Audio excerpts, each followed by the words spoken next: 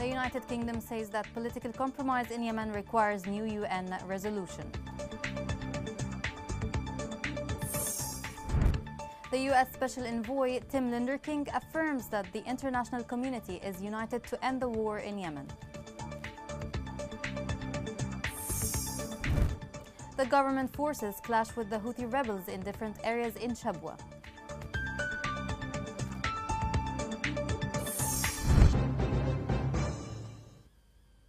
Welcome to Yemen Today TV. This is the English news with me, Rana Swaylam.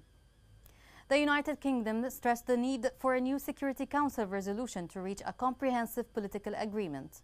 UK Ambassador to Yemen said in an interview with Ashraq Al-Awsat newspaper that a gap has occurred between the content of Resolution 2216 issued by the Security Council in 2015 and the situation on the ground that changed daily. He pointed out that this will be reflected in any future political agreements, stressing that any political settlement between the parties need a new UN resolution. The British diplomat suggested that the new UN envoy to Yemen, Hans Grunberg, would present a comprehensive peace plan soon. The U.S. envoy to Yemen, Tim Linderking, confirmed that some progress has been made in the Yemeni file, assuring that there is an international consensus on the need to end the war, stressing that there is no military solution to the war in Yemen. Linderking said in an interview with Al Arabiya that Houthi escalation in Ma'rib is the biggest obstacle to achieving peace now, stressing that every day that passes, the Yemeni people pay a heavy price. UN Humanitarian Coordinator in Yemen, David Gressly, said they have now been given authorization to access Abdiyah, though security concerns remain.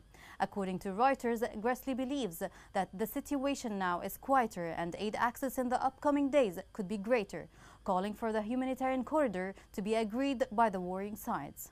The UN top official added that a lot of supplies, food, medicine and rapid response kits that provide basic necessities for those who are displaced are now being deployed. The United Nations High Commissioner for Refugees said that about 800 families were forcibly displaced this week from their areas of origin in Ma'rib due to fighting.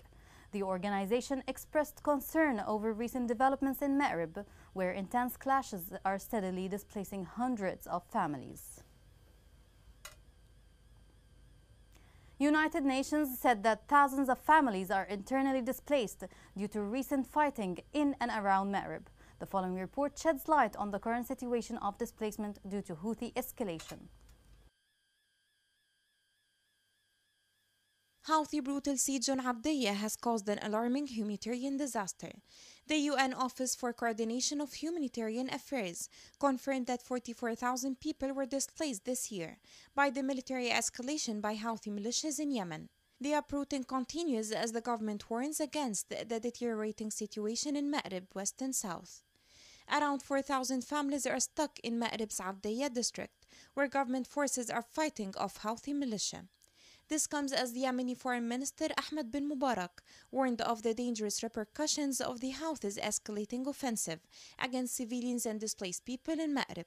During a meeting with the chief of the International Organization for Migration, bin Mubarak said that the Houthis' military escalation exacerbates the difficult humanitarian conditions of the displaced, especially in Ma'rib, which is home to more than 2 million displaced people.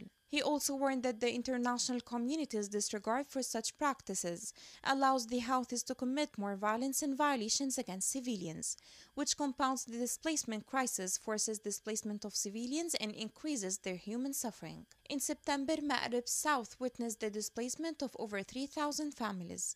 While bin Mubarak praised the role played by the IOM in alleviating the tragic conditions faced by the displaced, he pointed to the need for intensifying the organization's work in the interim capital, Aden, and other liberated governorates. Meanwhile, in its weekly situation overview on the humanitarian situation in Yemen, OCHA stated that intense fighting continues across Ma'rib, with hostilities particularly prevalent in Sirwah, Rahaba, and Mahliya districts. The report revealed that since the beginning of the Houthi military escalation in January, around 44,000 people have been displaced. As for Abdiyah in southern Ma'rib, around 4,000 families are stuck in war zones. More so, the report revealed that local sources had spotted heavy sniper fire targeting convoys transporting medical supplies and essential commodities to Abdiyah. Healthy war crimes in Abdiyah have been committed before in some areas and can be repeated in others. It seems like cities in Yemen would fall one after another in the hold of the dragon. While condemnation seems to be the only tactic the international community has in hand to pressure on Houthis. To south of Ma'rib, government forces backed by national resistance take up fierce clashes with Houthi militia. According to military sources, government forces defended Houthi attacks and targeted movements of the rebels with artillery shells in separate locations south of Ma'rib, causing the militia to suffer heavy losses. In Shabwa, government forces clashed with rebels in Bayhan front. Field military sources said that the government forces advanced towards Al-Alam strategic site in Usaylan. According to the sources, government forces inflicted heavy losses among the rebels.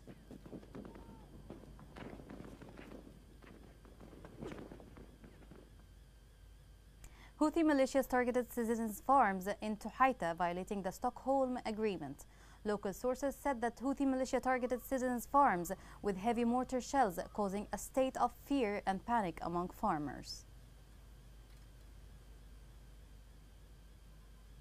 Amid shortage in cooking gas, Yemenis resort to firewood as a replacement of cooking gas to survive. This story has more details. The high demand for forest wood in Yemen due to fuel shortage crisis has led to the emergence of desertification risks, threatening the environment and biodiversity.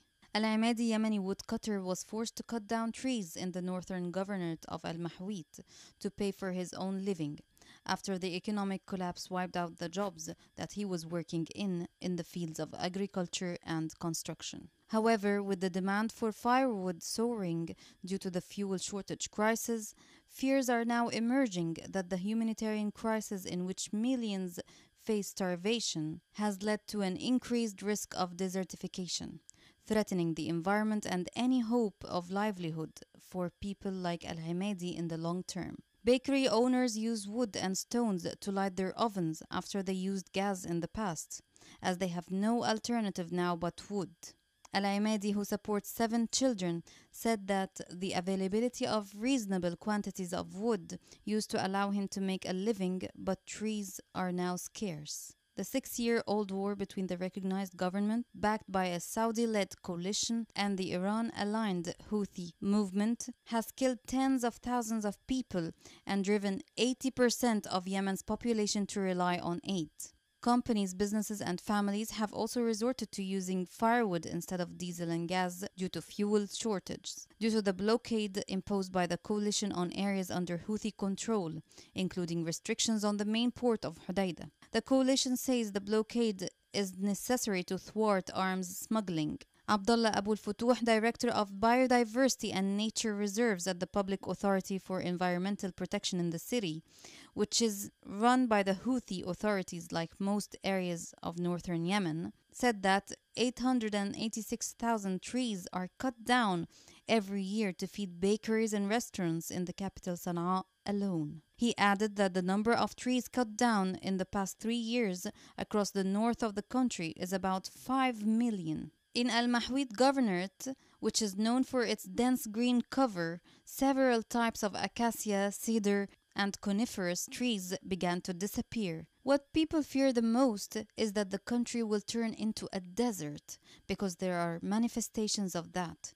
It is no longer possible to see the trees that covered the mountains.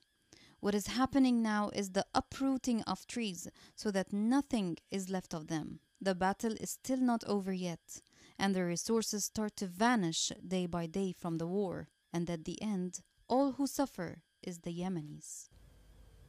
Coming next. Collapsing economy and devaluation of the rial aggravates the suffering of Yemenis nationwide.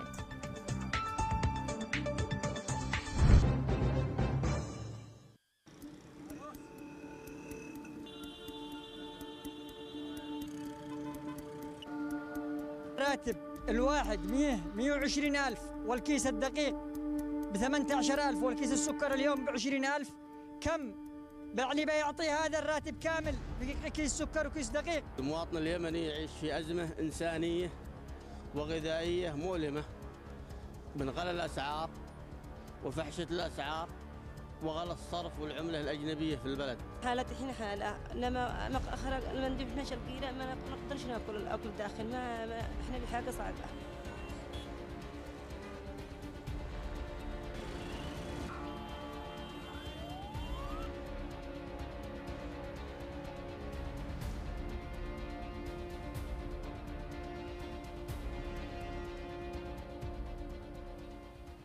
Welcome back.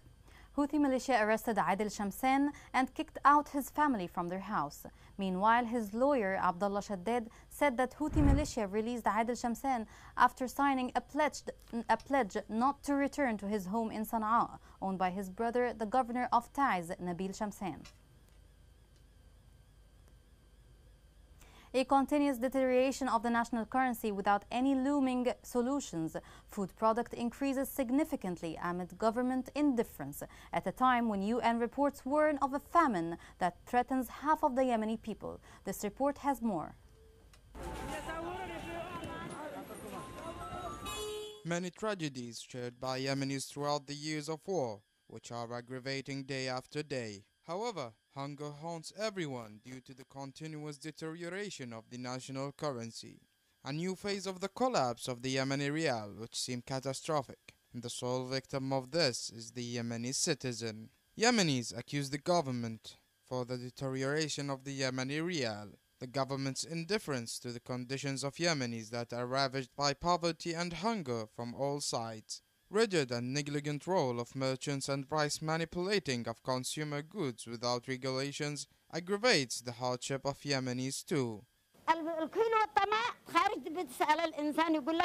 Yesterday, tomatoes price ranged between 2,000 and 2,200 riyals. Merchants manipulate prices, as each has a different price from the other. The situation is hard. We cannot bear this. People who got money leave country, but the one who has no money cannot go anywhere. Where would someone go? To the streets and ask for money? This economic war affects more than the military war on the fronts.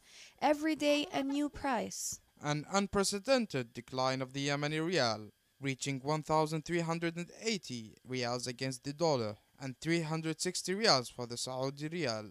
This was offset by a 130% increase in remittance fees between Sana'a and Aden and a sharp increase in food prices by 80%. Those numbers are subjected to increase amid government's indifference. More than half of Yemenis are below the poverty line and unable to secure life requirements, according to UN reports.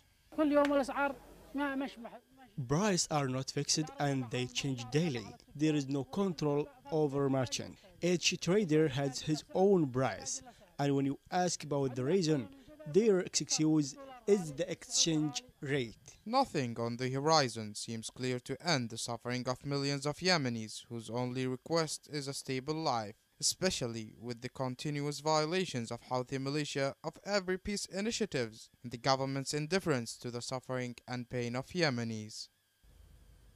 World Health Organization warned that nearly 20 million of the total population in Yemen are exposed to malaria as the most common transmitted disease in the country. This report has more details.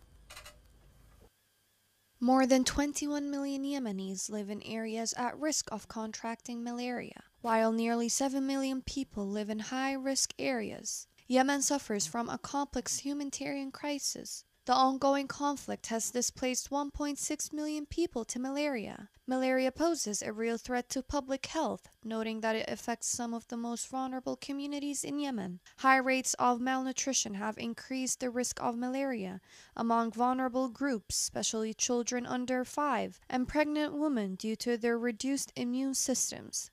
Yemen has been witnessing a fierce war for almost 7 years now, which has caused the worst humanitarian crisis and closed half of the health sectors, which has helped spread diseases and epidemics in the country. The precautionary measures reinforce the population's fear of going to facilities and receive health services. An estimated 229 million cases of malaria and 409,000 malaria-related deaths occurred in 87 countries in 2019. In a previous statement, the World Health Organization confirmed that malaria still infects millions every year and kills more than 400,000, mostly children, due to the faltering efforts to combat the mosquito-borne disease. The organization warned that the funding to combat the disease, which kills a child every 2 minutes, is generally poor. Doctors Without Borders also confirmed earlier that malaria continues to affect thousands of Yemeni population in light of a weak health system as a result of the ongoing war in the country. The organization announced that it treated more than 10,000 malaria patients in 2017 alone. To prevent malaria, medical sources advise those residing in malaria-spreading areas to wear long-sleeved pants and shirts, put the bottom of the shirt inside the pajamas, and bend his legs inside the socks. In addition, sleeping under a mosquito net, especially those saturated with antimicrobials. Yemeni people keep suffering from all sorts of diseases, yet the international community seems to turn a blind eye. Here's a reminder of the main headlines. The United Kingdom says that political compromise in Yemen requires new UN resolution. The U.S. Special Envoy Tim Linder-King affirms that the international community is united to end the war in Yemen. The government forces clash with the Houthi rebels in different areas in Shabwa.